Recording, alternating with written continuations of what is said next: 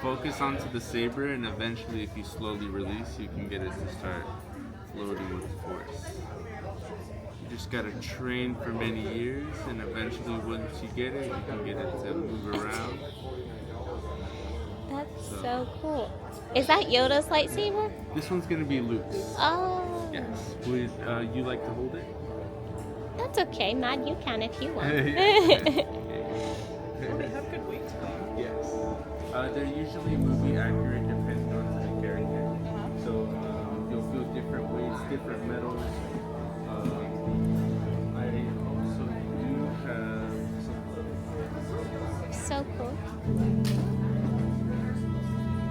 This is one of my personal favorites. This one's going to be Anakin's, where you can actually.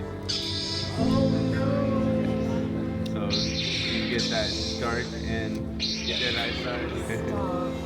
Thank you.